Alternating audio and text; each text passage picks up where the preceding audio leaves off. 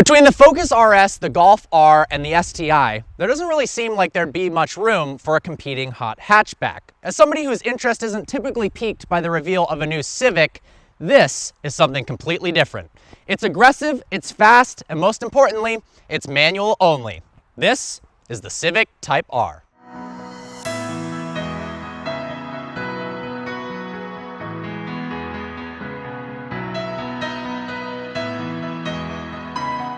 It's got VTEC, which means it can beat any car in the world in a race. But most importantly, while Honda has been building Type R cars for the last 25 years, this is actually the first time we've gotten to see one in the United States. So what does that mean? Well, it is the fastest Civic ever produced. While it doesn't have the biggest engine, it's a 2-liter turbocharged 4-cylinder, it still pumps out 306 horsepower and 295 pound-feet of torque. Coupled to the only transmission option, a 6-speed manual, that means 0 to 60 happens in 5.8 seconds. Well, that's not actually that fast, considering the fact that its competition, the Golf R or the Focus RS, can hit 60 miles an hour in 4.5 seconds, which is a lot faster, to be honest. For purists, this vehicle is awesome in some ways and not in others. While the only transmission available is a 6-speed manual, some people are disappointed that it is a turbocharged engine instead of being naturally aspirated. It also has active rev matching, which is great for people who don't really know how to drive stick. I didn't even have to do anything, no blip of the throttle, but a little bit childish for people who truly know how to drive with 3 pedals. The good news is you can turn that off. Now we've got 3 different driving modes: Comfort, Sport, and Plus R. In all different modes, it actually changes the programming of the active rev matching. That way you can roll down the window and yell, "It's got VTEC, bitch!" as you drive along and downshift. In Comfort mode, the steering is nice and light, the suspension isn't quite as firm. You bump it up to Sport and then to Plus R, and the steering gets much heavier. This is electronically assisted power steering, but despite being front-wheel drive, it actually has 0 torque steer. This is very much thanks to its fancy dual-axis front strut and mechanical limited-slip differential, which also means it handles incredibly well in the corners. Front-wheel drive cars typically have razor-sharp turn-in, but then at higher speeds, they develop sort of a unbalanced, off-kilter personality to them. I noticed that a lot in the Focus RS. While I loved it at slower speeds, it felt like a go-kart. Unlike the Golf R, which felt very stable at all speeds, the RS didn't, but this feels excellent. This transmission is fantastic. Slotting into gears, it feels very notchy. You always know which gear you're in. And the clutch feel is nice as well. It's got a very noticeable bite point. It's definitely not too heavy. It's on the lighter side, which I could deal with having it be a little bit firmer. But overall, the gearbox is a welcome addition to the driving experience, and this is the only transmission, 1, that's available, and 2, that would make any sort of sense in a vehicle like this. Steering feel is very direct, although you don't really feel much at all about what's happening between the wheels and the ground. It's kind of deadened. It's sharp, but it's deadened. You don't really feel any tire communication either.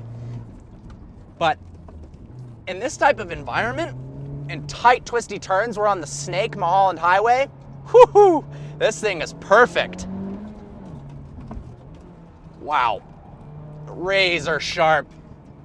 The car weighs 3,111 pounds, which in today's market is pretty light. Compare that to the Focus RS at 3,450 pounds and the Golf R at 3,300 pounds, it seems even more impressive. It actually has the best horsepower to weight ratio of the group. Unfortunately though, it doesn't have launch control, nor can it take off the line nearly as well as its competitors can, which means the 0 to 60 time suffers. The car also limits you to launching at just 3,500 RPMs. So, floor the gas, dump the clutch, a little bit of wheel spin. That was with traction control off. It very much bogs down off the line.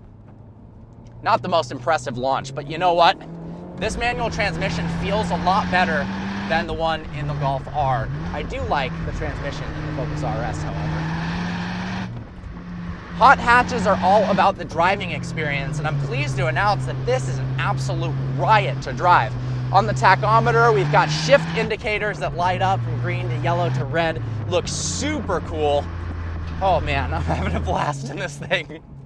Let's talk pricing. So the base price of the Civic Type R is $34,775. That's $2,000 less than the RS or the Golf R. However, some people are paying absolutely absurd markups for these things right now, on the order of $25K over sticker. That's 60 grand for, at the end of the day, a Civic. That's BMW M2 money, and well, I'd rather have a BMW M2.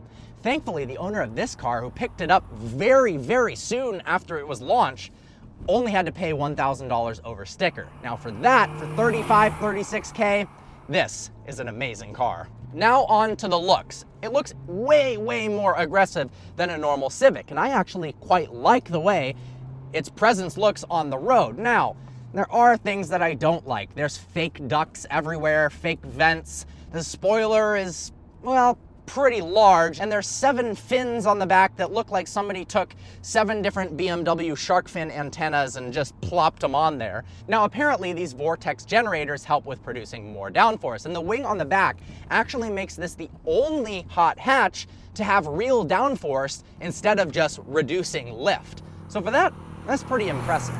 On the list of other strange items in the vehicle, there are 3 exhaust pipes for a 4-cylinder car. So N cylinders -1.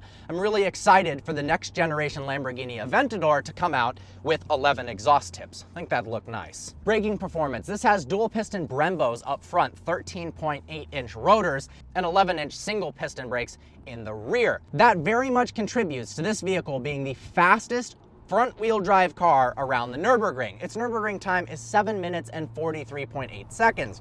That is 3 seconds faster than a Gallardo Superleggera, and 7 whole seconds faster than a BMW M4. Wow, that's actually absurdly impressive. The interior looks like a combination of a racer's wet dream and something that looks actually visibly appealing. There's red everywhere, there's kind of tacky looking carbon fiber accents, but parts of it work together really well. I like the integration of the infotainment screen, although when you actually turn that on, the graphics look like they're out of a Best Buy unit. The steering wheel is very comfortable in your hand, although the red accents and the red Honda badge, I'm not sure if I like it. I do very much like the digital instrument cluster, the way it's positioned, as well as the shift lights. That works really well with the vehicle. There's a hint of turbo lag, but after about 3,500 RPMs, the boost is kicked in and you're launching forward. My favorite part about the interior has to be the seats. They are both extremely comfortable and hug you in place so very well. They also look quite nice as well. I like how the pass-through, which would be maybe for a harness, has these black outlines that look like the straps of a harness actually coming down. There's a decent amount of space in the rear as well. Visibility out the front is expansive, same with over your shoulders and over the rear. Definitely easy to see out of, and it's an easy car to drive as well. You can drive this totally normally, and then you can drop down a few gears and absolutely rip it through tight back roads. Does it sound good? Well, not really. It's not loud, it doesn't drone, but it just has nothing special to it. Could it benefit from an aftermarket exhaust? Probably not, that'd probably make it worse, but honestly, it's not a downside, it just definitely isn't a positive about the car. But the overall turn-in, mid-corner, exit feel of this is a downright blast. The only real downside I see is markup. If you can find one for close to sticker, then this is an absolutely fantastic buy. For 60 grand, you're gonna have to have some sort of professional job, and imagine showing up to your fancy finance job in a red Honda Civic Type R. I don't know if that's really the look that you want to be going for. But I have very much enjoyed my time in the Type R.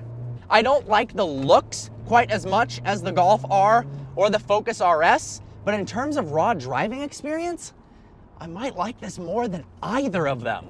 Well, I hope you enjoyed this video. Like always, please browse the channel and subscribe. I look forward to seeing you next video.